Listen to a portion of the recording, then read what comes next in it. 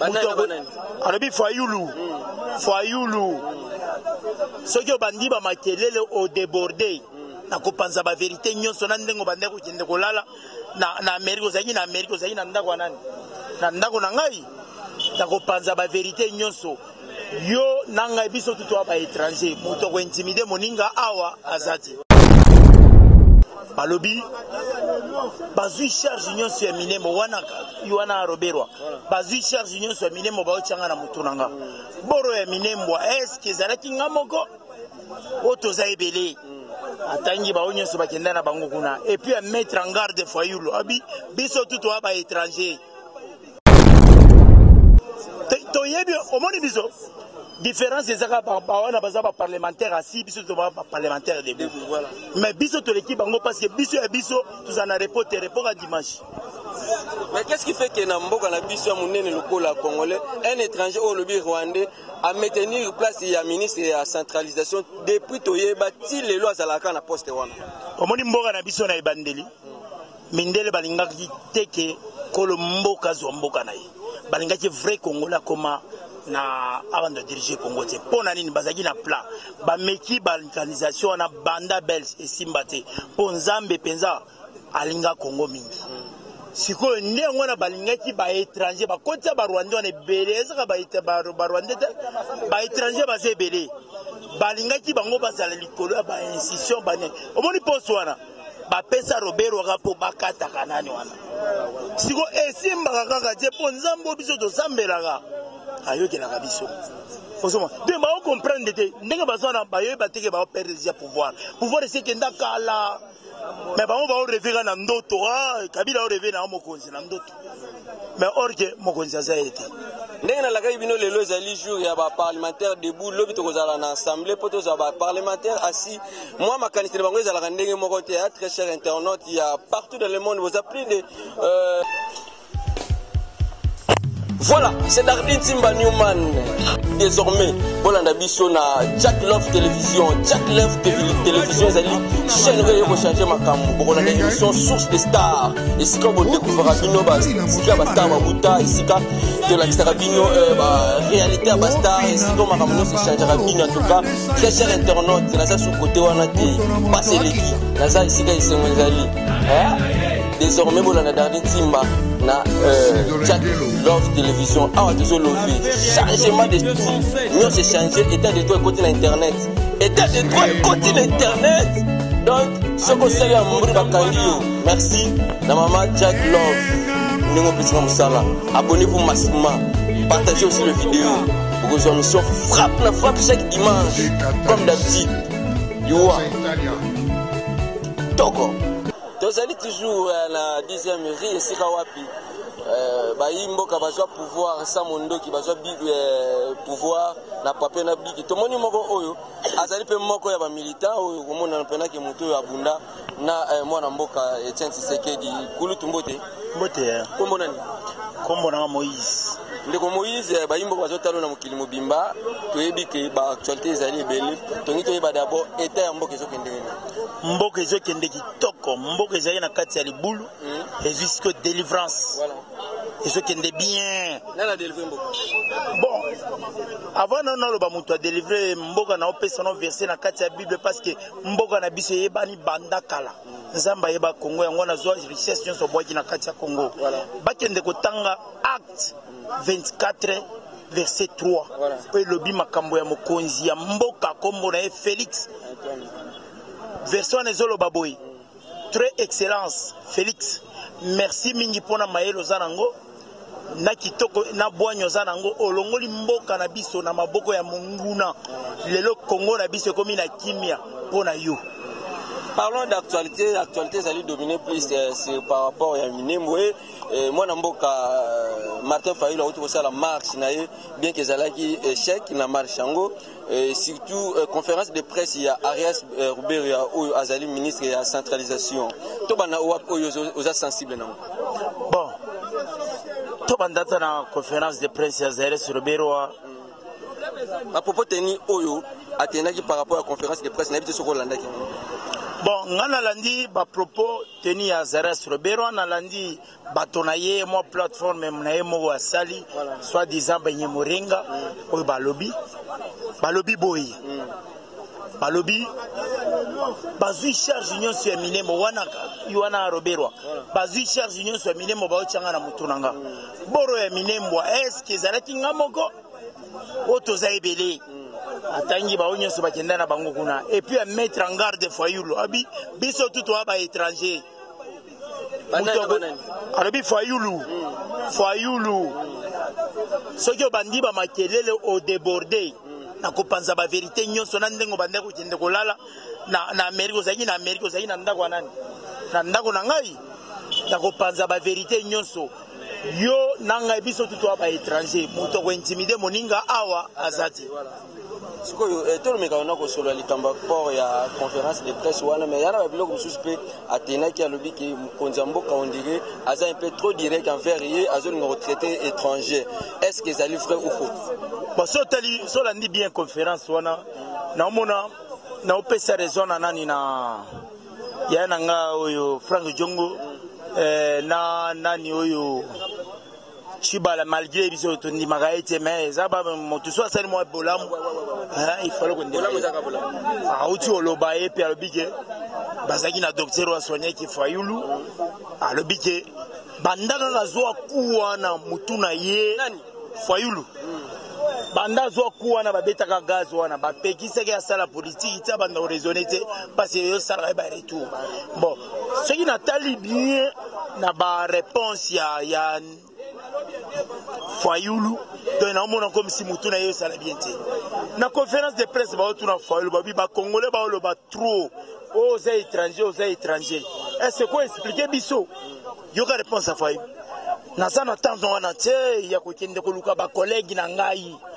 pote to ya kotuna bango soki na tanga na bango est-ce que problème ya kotanga ko yebise ke ngai naza étranger te leader politique encore répondre bon tu ko bakache naza étranger te naza mutu wa province te naza mutu wa nani tel papa comme papa na ngabo e mama na ngabo e bande ko na bazao voilà osoka ba réponse et mon ani gache eloko penza bazo banga mingi ezaki recensement puisque ba yebike bango nyonso wana ba musu ba yaka na ba café neti ba Fayulu wana ba Sénégalais bele ba kota na ba café ya wati ba musu ba yaka na ba carton kande ba to ba kenda ka poto na ba carton ba ye awa tellement que Congo ezaki poubelle na temps wana mutu nyonso ifala ya wati ya ko iba si le kola recensement izo salama poto ye ba nombre ba Congolais bandaka Zaïre Mobutu asala recensement to oreille to zaka 80 combien de millions 80 bato ba kufoka bato ba botama si le loto to yebite c'est toi combien or que si ok kana Angola c'est ba yimba sala élection même na Brazza ba ko benga tous les étrangers bobimi batieli ba wando sala élection biso ne toza boyawa ba Congolais so kanyinga na za na carte d'identité faut toujours ba carte so ba yebi ke na ba machine ba américain ba sali na ba belge ba sali ba machine moko électronique c'est-à-dire au tcheka lo bogo boy et ça tient ba koko na simano atamita oh mais na c'est vérité so boru wana moyo frauder ezati o yibande yo ko si machine yo ko sa machine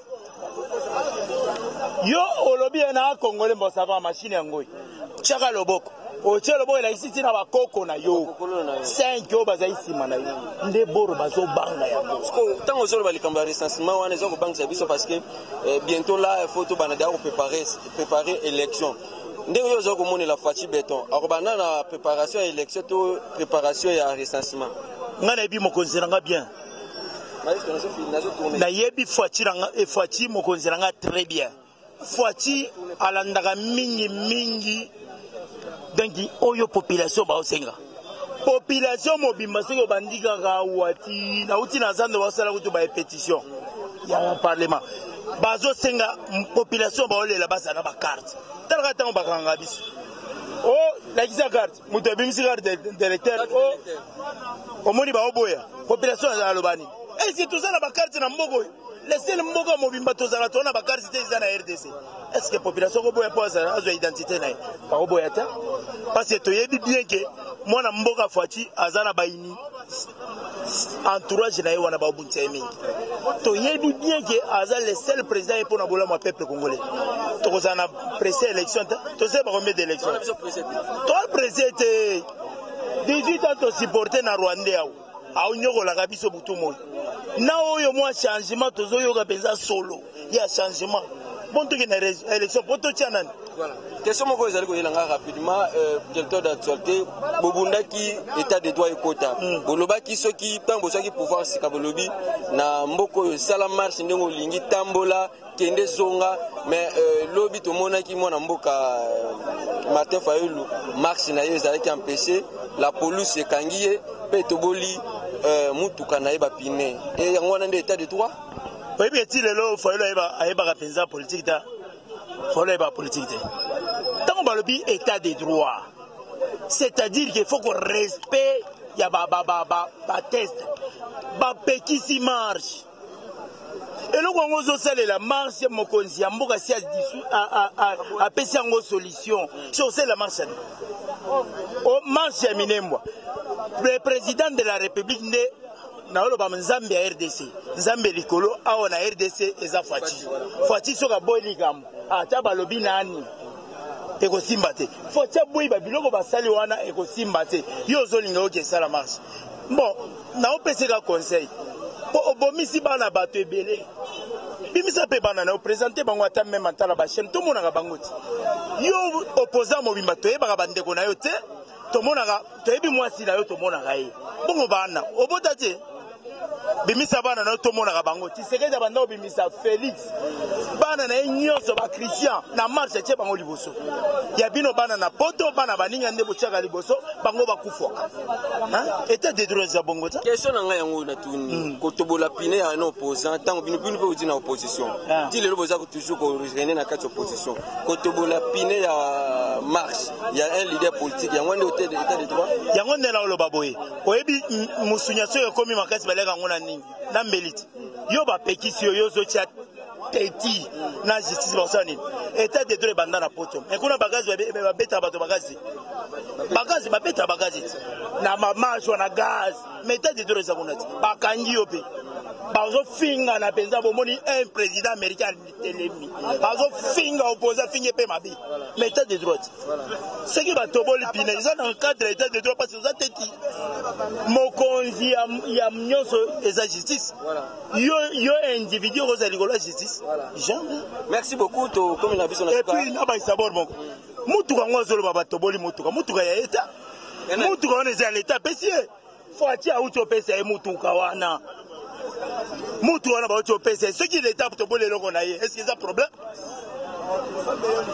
et ça pour l'état est-ce loko na état to boli pine na ya zo le la les pines à l'état faut atia pesa na kombo ya l'état voilà première l'état to boli bor na ye ajongi se de kuto profiter pine na eza ba jena ye eza mali bosota ayaka so ebike azana mwa pare moko boya kozo mwa mutu mwa kala ayana ngwa ebike so basela ta mwa erere ba kosomera nga mususu ba pine na eza kala de ba biloko moko boya ya ba tibelezi ya kala si toboga siko ya bige yo so mona marche ba kena na mutu marche ba kena mutu ole la nano ba to ba kufa minembo yo komi na komi bomba wa ce qui pine na nga eza te na komi bomba oiki réponse ya nani ya te kasongo te policier mo wabi papa ozo tshediso ba makelele bele yo zolela mutuka eza ya l'état chef de l'état yo finga kawana ye mutu apesi mutuka oyo voilà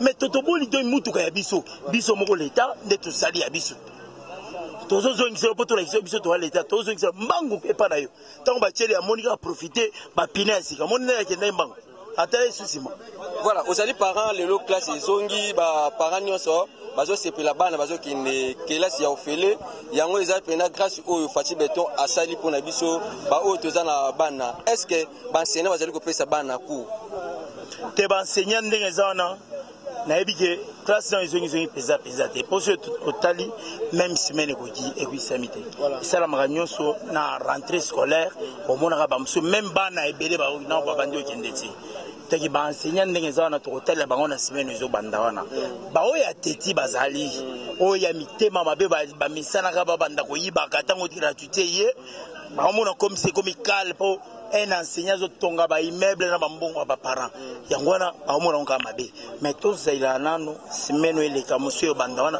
total est évolution na ba un message na ba news bazotala yo na monde entier ozali moko ya militant nini oyo ozali ko promettre surtout ba oyo bazotala musika ya mboka bazomona ndiye Congo ko bonga te yo ozali sur terrain nazoyebisa bato nyonso baotala nga monde entier ngana combattant o bato babunda pour la délivrance ya mboka to mi sacrifier botala nga nde naza boye responsable mobimba akota prison 3 fois teki bamoto oyo kutu bazobuzwazwala bango nazoyebisa bino ke toza na chance na kati ya RDC ebongi déjà donc na ndenge na tozwi président un président chrétien oyo azwa nano mboka tiango na maboko ya nzambe na tete ya pays makambo nyonso eza kitoko donc baplan na bango nyonso eza échoué première fois tomona na kati ya match joueur moko azobunda contre 12 ye moko attaquant ye moko défenseur donc azotia bango mpe babi ye moko mpe arbitre.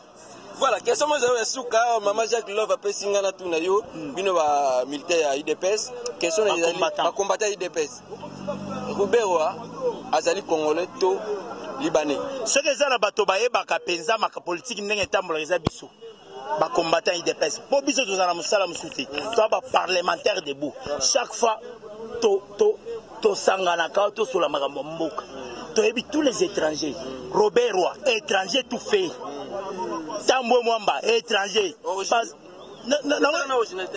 Robert Roy azali rwandais Tambwe Mwamba azali burundais Kamere azali burundais Mabunda azali rwandais Foyou aza sénégalais camerounais to yebi omoni biso différence ezaka bawana baza ba parlementaire assis biso to ba parlementaire de voilà mais biso to l'équipe bango parce que biso ya biso tous en report à dimanche. Mais qu'est-ce qui fait que Namboka na biso munene lokola congolais un étranger au lobby rwandais à maintenir place ya ministre ya centralisation depuis toyeba ti lelo azalaka na poste wana omoni mboka na biso na ebandeli mindele balingaki teke kolo mboka zo mboka na ye balingaki vrai congolais koma na avant de diriger Congo te pona nini bazaki na plan ba meki balkanisation na banda belge esimba te po nzambe penza alinga Congo mingi siko ndenge wana balingaki ba étranger ba kota ba rwandais on ebele ezaka ba rwandais ba étranger ba zebele balingaki bango bazala likolo ba institution bane omoni poste wana ba pesa Robert wakapo bakata kanani wana siko esimba kaka te po nzambe biso to sambelaka ayokelaka biso osoma de ba comprendre te ndenge bazana bayeba teke ba perdre déjà pouvoir c'est que ndakala mais ba on rêver na ndoto kabila on rêver na mokonzi na ndoto mais orge mokonzi azaete ndenge na lakai bino lelo ezali jour ya ba parlementaire debout lobi to kozala na assemblée poto za ba parlementaire assis moi makanisi na bango ezala ndenge moko te très cher internaute il y a partout dans le monde vous appelez de vous allez kopesa biso confiance donc vous s'abonner massivement na Jack Love télévision message ya suka na pesa na ba parlementaire assis wana biso ba parlementaire debout to l'équipe bino po biso to yebi constitution bien Molo moko te ko mona ke parlementaire debout a violé constitution. Tozo banga ngom makas. Mais bino bo violera ba constitution de temps en temps. So bo violer constitution so biso to bimi na nzela poto zo isabino na ligne. Mais bo célérité. Toza na ba immunité na biso ndenge toza boy. Avant okanga parlementaire debout, il faut biso to CG. Balongo la immunité. Ndenge yo mabundo zali, ndenge tambo mambo zali. Mais au 15 jours que parlementaire de bois qui violé moi si abattu. Parlementaire de bois qui yiba. Jamais. Au biso to yebi constitution bien. Nazo qui biso tambo mwamba. Toza déjà na ba problème ebele. Ya moi si o uti ko boti sawana eko fundo na ba parlementaire debout. On est allé de ce privé pardon. Tanga protéger pe. Azan de konanga yoga nano. Azaline de konanga aza député lonanga.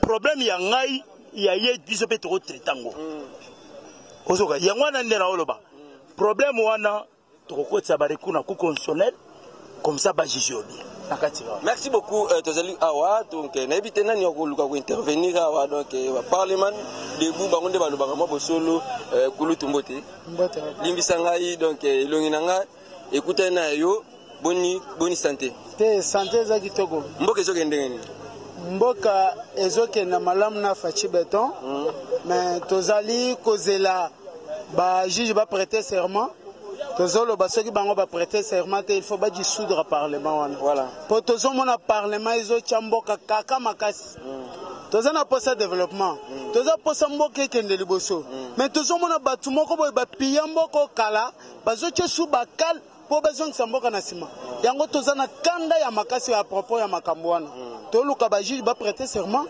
mboka ekende liboso so bango ba continuer ko kale il faut ba dissoudre so ba dissoudre te biso ba parlementaire debout to dissoudre ango avant tout ça la dossier tokende na dossier ya recensement biso moko ba congolais to yebi ba rwandais ba sénégalais na ba angolais oyo ba s'imposer na mboka na biso yo en tant que congolais quelques politiciens acteurs politiques oyo oyebi ba oyo ba s'imposer na mboka ko ba congolais bazo lia bazo maltraiter ya mboka na biso zala ouvert Congo eza yo nano oyebi comme étranger pour recensement zo banda mutu lokola Azarias Robero aza congolais te par rapport ya ba kombo wana ba rumugabo wana ba rurunyinyi wana donc ba kombo wana eza ba kombo ba congolais te baza ebele na kotangelo ba kombo nanga baza ebele batu wana ba R mingi ba kombo zomona na R na FCC wana baza ba congolais te tozana même ba bitakwiro ba alo balelo wana ba bitakwiro wana baza ba congolais te ba R beleo ezali na FCC baza ba congolais te Azarias Urbewa oto yebeli biso to yebite gaza congolais mais malgré ndenge baya ko gérer mboka oyo bakoma ba vice président yango lelo bazati lelo mais biso to luka recensement isala mapo bato na ba s'écarter 2023 il y a la recensement to élection bon toko sala élection ndenge ni na 2023 tant que jusqu'alors nanu basali recensement te. Donc il faut d'abord tout passer un recensement si mato comme en élection. Ce qui recensement et salamité et violation il y a haute trahison pour la République. Voilà. Toko lingango te ce président lelo a lobi ba sale élection sans recensement toko tele melango eza violation il y a violation en constitution et haute trahison pour la République démocratique du Congo. Batobeli mona mboka Martin Fayulu lobby papiné ezali pe actualité binu na internet vivant na biloko boye.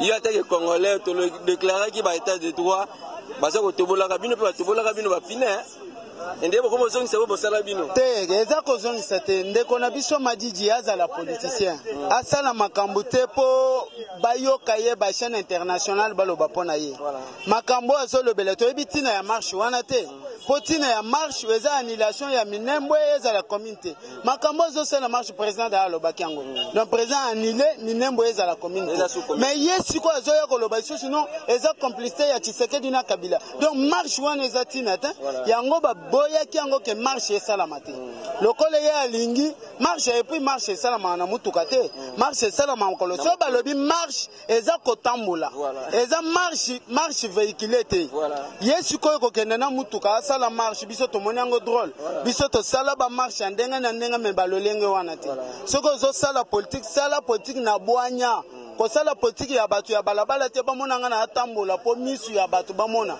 yango biso to lobi o esalami lobi ezapona ko lakisa état de droit ezozonga na mboka. Merci beaucoup pour voilà tozali toujours awa donc tozali ko lobi ça ba parlementaire debout lobi to kozana ba parlementaire debout assis ba o bazaka climatiser biso zo ka na moya wa kulutu na ebite boni bino parlement bino moya kuna clim te biso to signara boy to banda déjà boy bon biso to banga raté po to signa déjà boy to continuera kaka toujours pona ko bundara pona mboka pesa évaluation mboka depuis bosi pouvoir en tant que membre ya parti au na pouvoir bon évaluation mboka tant que parti au pouvoir na moni ke mboka ezokende bien parce que biloko nan to monate esalama te mais tokomomona yango ezosalama na kati ya mboka yango toza content na marche ya président azokende bien. Alors tozali awa na sujet d'actualité par rapport à la conférence de presse oyo Azarias Munebomi que tokoka loba kombango bien te Azarias Ruberwa tokoka ngote asalaki atouché moi ba point moko lobi Fayulu ameka ko loba kuti makambo na ete po bayebani po na yo koyebana wana ezali bien quoi. Bon po na ngai koyebana wana ya Azarias Ruberwa na Fayulu bon koyebana wana pona ngai et concerné bango mibale pe kotala bien bayebi ke baza bana mboka oyo te bayebani bango na bango libanda nde bauta nde bakota na mwa complicité na bango bayebani ke baza bana mboka te baya pona kosala bamabwi na bango bazolinga basala mais déjà si totimbeli bango bakokoka lisusu eloko moko te. Mais pourquoi tout ce temps ye azalaka kaka ministre ya centralisation mutuna nanga yango wana? Bon ministre ya centralisation wana eza problème oyo ya biso te euta kala banda baloko travailler na Kabila ozo comprendre bango batia bisika wana bayebi pourquoi batia bisika wana ozo comprendre bango ne bana secret ya bisika o bango batia wana mais lokola déjà président Fachi avandi to comprendre déjà secret na bango donc resimba lisusu te. Merci beaucoup maman Jacques Love mokonzi ya chaîne oyo esika ozali en tout cas vandano na ngwende na yo moi mutuna ya suka rapidement 2023 élection ezali to recensement mutu kosala. Bon pour la 2023 selon analyse na ngai pour la 2023 na moni pena ke élection ekozala te. Ezala te pourquoi? Bon par rapport ya makamde ndenge zotambola to moni ke bango même pe na assemblée bazotambusa pe makambo bien ti po élection banda ko préparer yango avant mais tout le monde déjà ngonga oyo déjà tout comme na moi ba retard ozo comprendre et en plus il faut recensement et ça malakati ya mboka na biso po ba élection nyonso e salama bon to tike salama do tricherie na tricherie faut to e ba ke to zalaka combien to e ba ke tango recensement ko salama tango ko sila to ko e ba ke non recensement ndenge salama sili élection ko ya ko salama e salama ndemo kwa malamu. Toza na parlement debout mutu moko lobi awa na ebite kulutu yo alimbisanga longola na okashine na tuno question moko kaka ndeko question moko kaka recensement ko lia biso komelita. Bon kotala vraiment recensement ko ozwa après 6 ans. Pardon? 6 ans. Recensement ko lia biso komelita. 6 ans. Ah bon? Oui, pour mboka na biso ya munene ba mona ngote ke neza maseki mboka oyo eza munene makasi. Mamso bato ba 6 mois yo 6 ans selon tout mon la grandeur ya mboka po kolanda mutu na mutu place ya utaki koko oyo aboti koko na ye bovandaka wapi outa mboka nini outa province nini ezwa temps yo zo pour souhaiter tout ça la recensement tout ça l'élection. Bon avant qu'aucune élection to légalement le na recensement après 6 ans. Oui. Merci beaucoup. Très cher internaute, allez-y comprendre que vous allez awana ba parlementaire debout kulutu mbote. Merci, bonjour papa. Vous avez même avis naie que recensement go ça la 6 ans. Bon, ils dépendre na ndenge tala grandeur mboka na so ndenge ezali. Ndenge grandeur mboka na so ezali soki osala 5 ans na batonde ba osala recensement soki osala 6 ans essentiel ndenge recensement esalama poto ke na ba vraie élection. Pour mboko banda mubutu recensement esalama kate. Depuis 2006 l'élection esalama ndenge na vous là yonzo mona chaque fois kako ba vérité des îles ya to lingi recensement esalama pour l'histoire ba vérité des îles wana esala ezala lisute. Batoboli mona mboka Martin Fayulu Pine ya lobi yango état de droit yo lobi ni. Oh mais il y a tant nani avant ça la marche na yo il faut que ça ait noté de vie so de vie biso nzela kino ça la marche au sali il y a ça on a teti so batoboli ba Pine o batoboli ba Pine baza bato l'état l'état boya ki ya ça la marche ya ça na makasi yango batoboli ba Pine na mutu kana l'état mta pesa ki yango so batoboli ba Pine ça l'état atura l'état mta ba Pine merci. Très cher internaute, tozo kende malé mais na suka ya chrétien na biso allez-y comprendre que tozalaki awa na 10e ria isika wapi ba politicien nyonso minene mboka na biso ba wuta ba bandaka kaboy vient na biso Bruno Chibala abano se nga interview na 7e ria azoli nguba vieille ba sous elongi à l'époque na yimwana muki ozo senga yung petit na olobate à l'époque j'étais encore caméraman na chaîne moko en place donc allez-y comprendre les lots comme premier ministre mais on a bengo ya mbanga susiti bango ne so banda awa mais mingi so peut babandi awa so ba kei ba trahisa kaka y a toujours des trahisons mais o ezali parti o ebimisa ba politicien ebele mingi ko lo bebele ezali te ndeko na bité ozotela ngala mise fier mise no tellement séduisante ya lo batamo lo basuka donc o intervenir surtout ozosala bozo promettre assurer batu que un jour au trahir des PCT. Oui, un jour. Bala pas yebsanga kaka. Et biso to lokwa bango te bango ba yaka ba su formation ba kei ba bleu lokwa ba l'équipe biso. Voilà. Nzo rande papa chaîne asala ka ba tiwa rebelle o lelo biso pe tozo ya biso to kotika la jamais ko trahir des PCT. Na compétent na o ba papa na bande comme biso ba lobi pona recensement. Nangina bisa bango o ba po ya recensement ba tout na ndeko bazilo lo. Ça peut prendre combien de temps s'il te plaît? Et quoi ça va 6 ans 7 ans même si tu as 9 ans. Recensement. Recensement 6 ans. Et 6 ans. Ah bon. Ba tout na bazilo longo azaka ministre intérieur.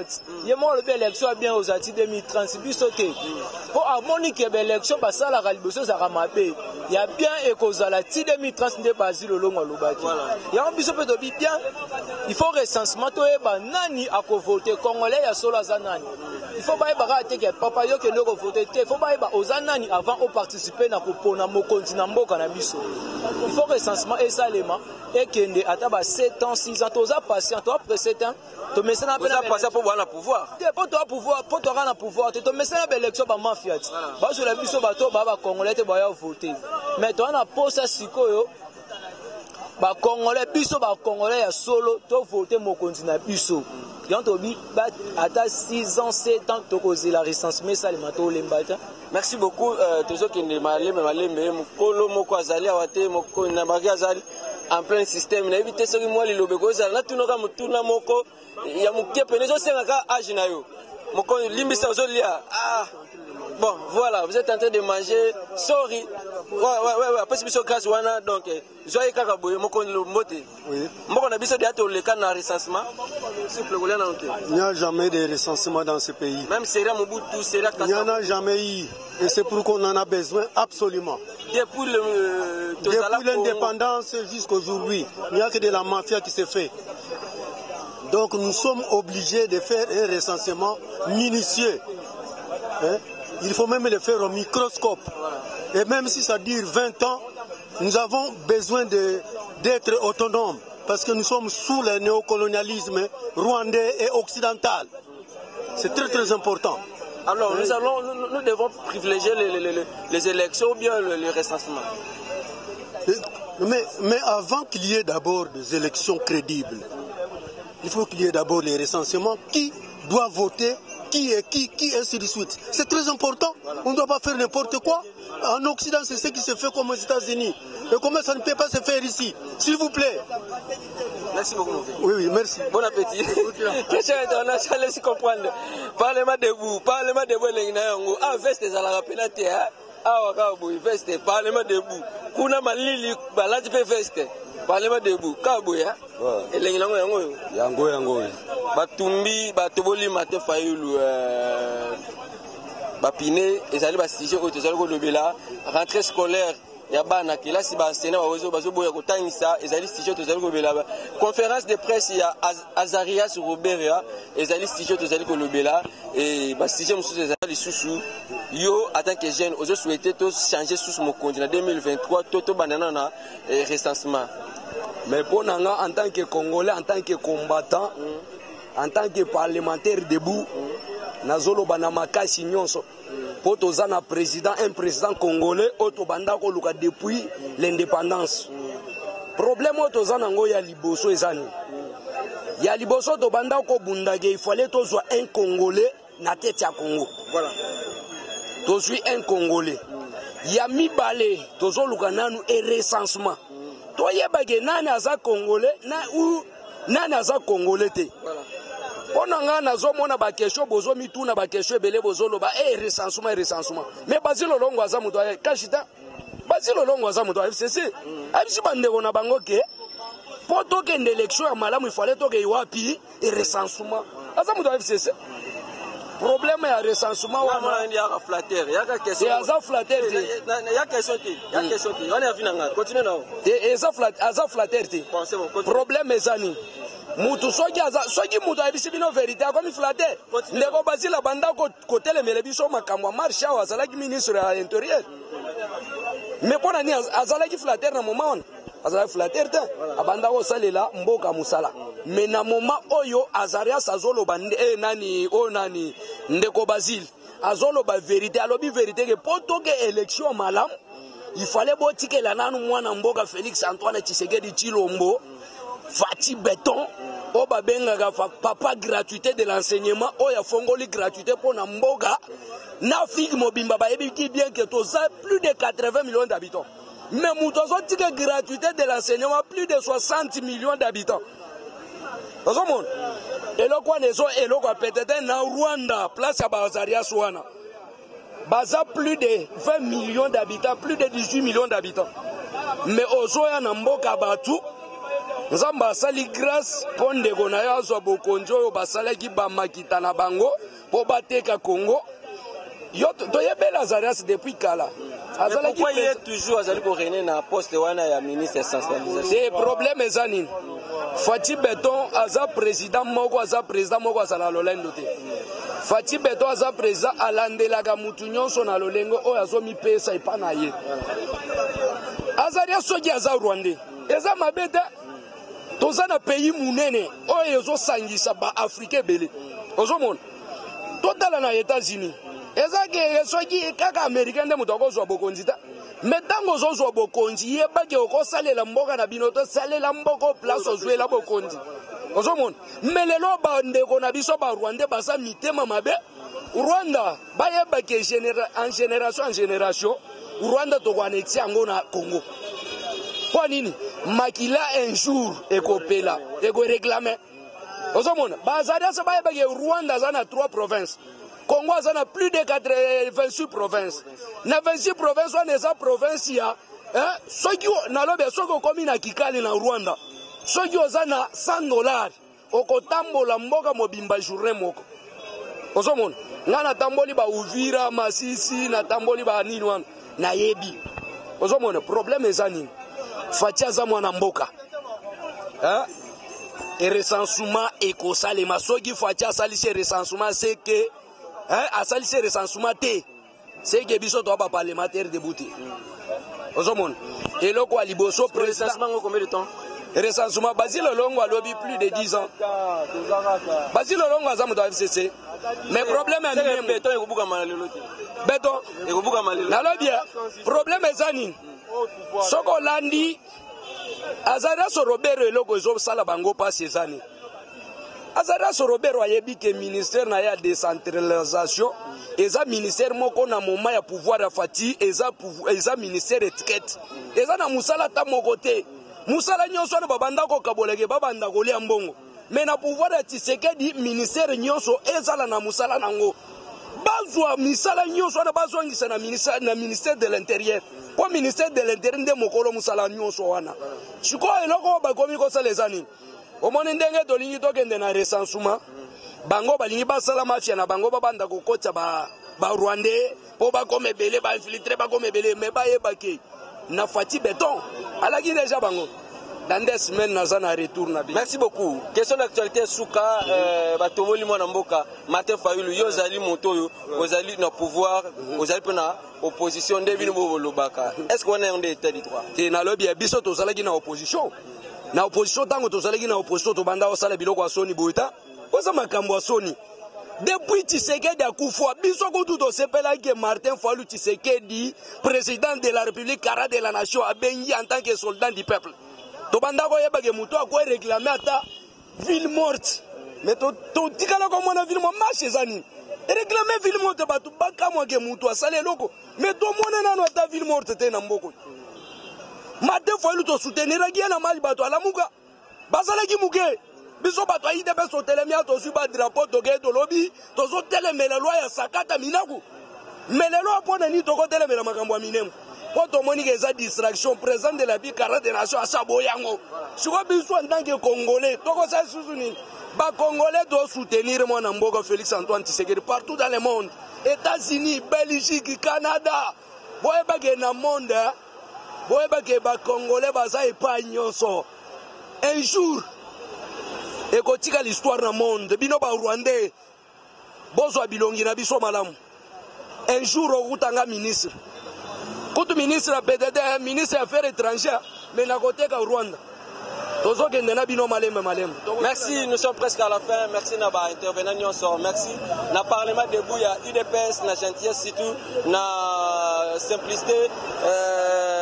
Master na limbisanga mutasuka pena rapidement TV zangonga. Kulutongo baksani. Nangana bakisa na ebité monsieur le journaliste, est-ce que vous avez un pays moko boye na monde au batambola na carte électeur un citoyen congolais a kotambola na carte électeur. Nanga depuis na yeba identité nanga yango ka carte électeur ya on carte électeur eza carte té photo kende na recensement congolais azwa carte to yeba nani congolais na congolais té. En plus na ba pays msusu ezala okoke na mboka bato koko travailler na okozwa musala ezala ba poste msusu mpaya koko kota yango te na Congo atozala ba généraux na banani na ba ministre na banani ba msusu ba postula kuto ba président na mboko magre ba bimati mais aza congolais te. Alors tant toke na recensement te toyeba oyo congolais te. Ba o baza na libanda mboka tant to koma na recensement ba ko sala lolenge nini pesa bango dépôt bango nde bazotala ba o baza libanda mboka Congolais bisika nyonso aza abosa na kati. Recensement pe bandaka na bureau te. Recensement ban ekendaka okena commune ekena des quartiers okende na ba veni. Toyebi ke o songolo abota ma place songolo papa na songolo maman na songolo. Yango nde ba bengi recensement. Donc lelo oyo tozo comprendre que mboka na biso so lelo o fati asoko nyokwama. Parce que ba o bazana yelongo. Baza ya bisote. Baza ya bisote. Depo ya ngwana. Merci beaucoup. Alors, tu comprends que ici, Fachi Beto a refait depuis un temps et na pouvoir, ils allaient recensement parce que recensement, on a et mandat, tu es 5 ans. Élection, tu es bingonga. Mais recensement, il y a 50 ans, il y a 10 ans, il y a 6 mois, il y a en tout cas, Fachi Beto, voilà nous ngwende, nzamba batela esika ozali, nzamba batela ba Congolais no libanda, en tout cas numéro nanga yangwana ezali affiché, très cher internaute, bo s'abonner massivement, surtout bo partager vidéo, ndeka bo salaka, to mona limbala stima, bo s'abonner massivement na chaîne munene oyo na kombo ya Jack Love Télévision, to la bino fort. Bino pe bolelanga fort bayi politique na politique tokuta na lobby na bayi mboka ya ba feste rassemblement. Voilà, c'est Dardi Timba Newman. Désormais, Bolanda Bisso na Jack Love Télévision. Jack Love Télévision, c'est une chaîne où vous changez ma cam. Pour une émission source des stars. Et si vous découvrez Bino, si vous avez star Babuta, et si vous avez la Bino, réalité à Bastar, et si vous avez c'est changer Bino en tout cas. Très cher internaute, c'est là ça sur le côté où on a été passé l'équipe. Là ça ici, il s'est mondialisé.